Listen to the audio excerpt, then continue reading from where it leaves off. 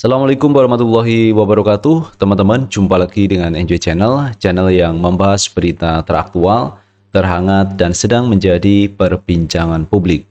Sahabat Enjoy Channel, kali ini yang akan kita bahas mengenai tewasnya Brigadir Joshua, di mana persoalan ini menjadi perbincangan di masyarakat dan masih hangat untuk didiskusikan. Terkait motif kenapa Ferdy Sambo, Kadif Propam Polri ini melakukan pembunuhan berencana yang menewaskan Brigadir Joshua. Apa motifnya? Sampai hari ini teman-teman belum terungkap ke publik. Kalau di awal motifnya adalah pelecehan seksual, di mana Brigadir Joshua itu masuk kamar istri Ferdy Sambo di rumah dinas Ferdy Sambo. Tetapi itu terbantahkan. Tidak ada data, tidak ada fakta, tidak ada peristiwa pidana terkait itu. Dan ini kasus pelecehan seksual dihentikan oleh Bareskrim Polri karena tidak ada peristiwa pidana setelah dilakukan gelar perkara dalam hal ini. Oleh karena itu yang selama ini dijadikan alasan terkait pelecehan seksual itu adalah hoaks belaka. Kabar bohong yang disampaikan oleh pihak Ferdy Sambo karena memang tidak terbukti dan sekarang kasusnya laporan itu dihentikan oleh pihak Bareskrim Polri. Lalu apa motifnya teman-teman terkait pembunuhan berencana yang dilakukan oleh Ferdy Sambo? Kemarin Ferdy Sambo sudah mengungkapkan teman-teman terkait sikap atau tindakan dari Brigadir Joshua yang ada di Magelang melakukan sesuatu yang merendahkan harkat dan martabatnya keluarga Ferdy Sambo. Itu alasan yang kemarin terakhir disampaikan oleh Ferdy Sambo. Tetapi itu pun publik tidak begitu percaya karena kebohongan yang pertama dia sampaikan itu sudah terbukti tidak benar. Nah, kali ini dia melakukan atau membuat alasan lagi terkait harkat dan martabat kejadian yang ada di Magelang. Jadi publik tidak begitu percaya teman-teman sebelum ada pembuktian terkait apa yang disampaikan oleh Ferdy Sambo. Jangan-jangan ini adalah kebohongan kedua yang disampaikan oleh pihak Ferdy Sambo. Nah, teman-teman, terkait kasus ini mengenai motif kita tinggal menunggu saja perkembangan yang berikutnya teman-teman. Apa motif sebenarnya? Kenapa Ferdy Sambo, pejabat tinggi Polri, melakukan pembunuhan berencana? Nah, kali ini teman-teman terkait pengacara dari Baradae yang kemarin Dewo Lipa ini diberhentikan, dicabut kuasa hukumnya oleh pihak dari Baradae. Dan kali ini sudah ada alasan teman-teman dari pihak keluarga kenapa Dewo Lipa Yumara ini diberhentikan dari pengacara Baradae. Nah teman-teman, untuk lebih jelasnya kita baca beritanya alasan kenapa Dewo Lipa Yumara dan Burhanuddin diberhentikan dari kuasa hukum Baradae. Kita baca berita teman-teman dari Kumparan. Alasan keluarga Barada Richard Eliezer cabut kuasa Dewo Lipa Yumara Burhanuddin. Bareskrim Polri menyatakan Baradae alias Richard Eliezer telah mencabut surat kuasanya terhadap tim pengacara Dewo Lipa Yumara dan M. Burhanuddin. Ini kemudian menjadi polemik.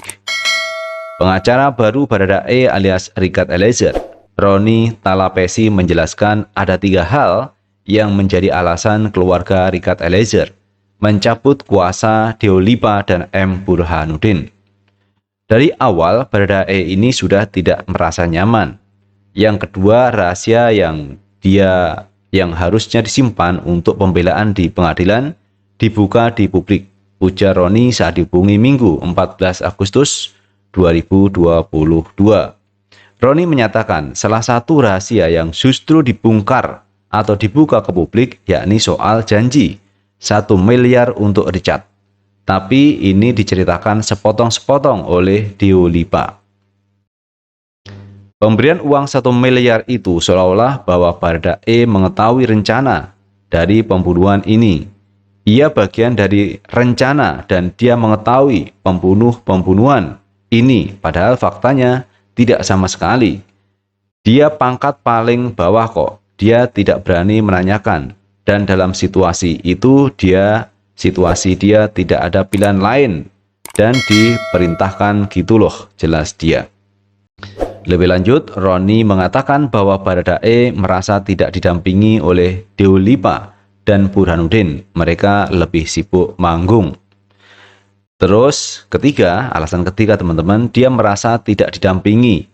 Maksudnya dibilang 5 hari full dia tidak tidur. Itu apa? Kerja untuk dicat.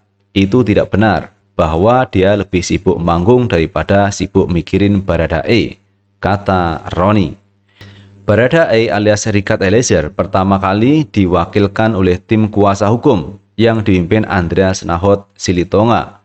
Namun pada 6 Agustus lalu, mereka tiba-tiba mengundurkan diri. Andreas Nahot merupakan pengacara yang disiapkan oleh Irjen Verdi Sambo. Posisi Andreas dan kawan-kawan kemudian digantikan oleh Deolipa Yumara dan M. Burhanuddin. Di hari yang sama, saat tim kuasa hukum pertama mengundurkan diri. Saat bersama Deolipa, Baradae alias Richard Eliezer mengajukan diri sebagai Justice Collaborator (JC) dan mengaku menembak Brigadir Yosua bukan untuk membela diri, melainkan diperintah oleh atasannya. Namun secara mengejutkan, tim kuasa hukum Baradae alias Richard Eliezer kembali berganti pada 12 Agustus ini. Bareskrim Polri menyatakan Baradae alias Richard Eliezer telah mencabut surat kuasanya terhadap tim pengacara Deolipa Yumara dan Burhanuddin. Nah itu teman-teman terkait penjelasan yang disampaikan oleh Roni Talapesi, kuasa hukum yang baru dari Baradae. Kenapa Deolipa Yumara itu diberhentikan atau dicabut kuasanya oleh pihak Baradae? Karena pertama, Baradae itu tidak merasa nyaman didampingi oleh Deolipa Yumara. Karena ada salah satu rahasia yang sebenarnya itu tidak disampaikan ke publik, tetapi ini disampaikan terkait uang 1 miliar. Dan yang disampaikan Deolipa Yumara katanya ini masih sepotong-sepotong, yang seolah-olah pemberian uang itu bagian dari rencana pembunuhan berencana yang dilakukan oleh Verdi Sambo. Dan ini yang membuat pihak Baradae kecewa dengan Deolipa Yumara. Makanya dicabut kuasanya. Kemudian alasan yang kedua, merasa tidak didampingi. Karena Deolipa Yumara ini katakan adalah banyak manggung daripada mendampingi Baradae.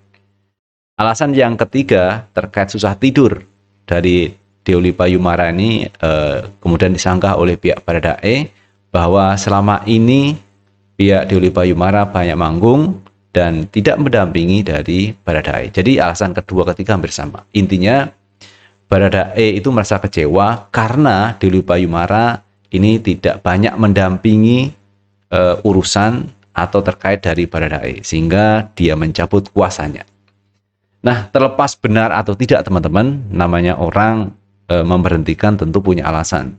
Tetapi pihak dari Deolipa Yumara kemarin mengatakan bahwa surat itu dibuat ini bukan dari Baradae, karena Baradae di penjara kok ada tulisan yang diketik rapi, padahal di penjara di tempat itu Baradae di penjara ini tidak ada mesin ketik, tetapi ini diketik rapi. Kemudian ada tantangan, kemudian ada materai. Ini yang dilakukan oleh pihak Deolipa Yumara.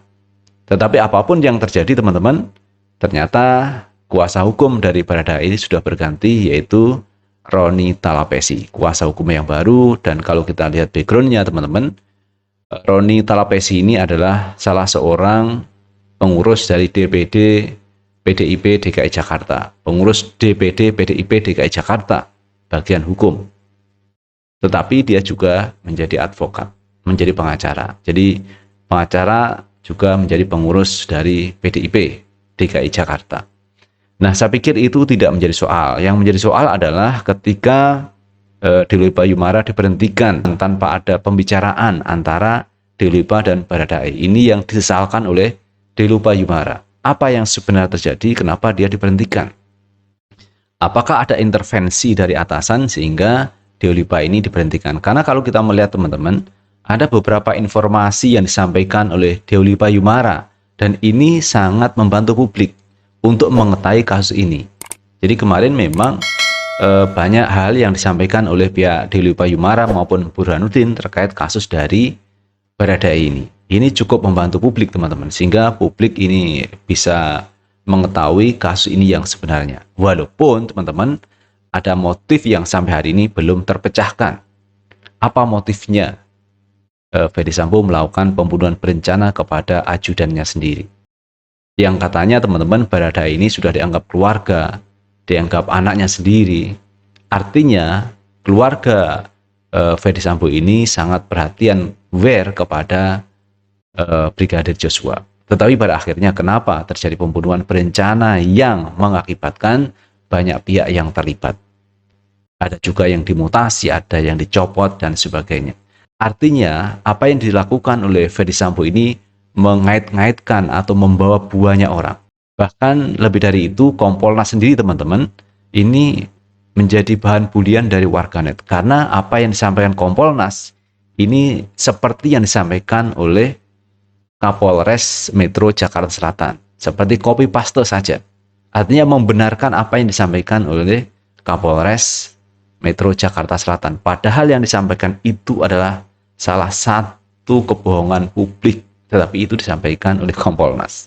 Dan kemarin kita lihat Kompolnas diwawancarai oleh Rossi ini mengaku bahwa dia dibohongi oleh pihak Ferdy Sambo.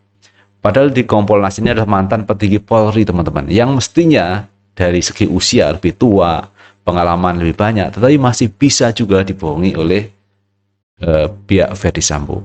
Itu yang menjadi perhatian publik terkait Kompolnas, sehingga banyak pertanyaan yang mengatakan apakah Kompolnas itu masih diperlukan kalau cara kerjanya seperti ini, copy paste dari informasi yang belum tentu kebenarannya. Nah itu teman-teman yang bisa kita bahas kali ini, dan terima kasih telah menonton video ini. Sukses selalu. Assalamualaikum warahmatullahi wabarakatuh.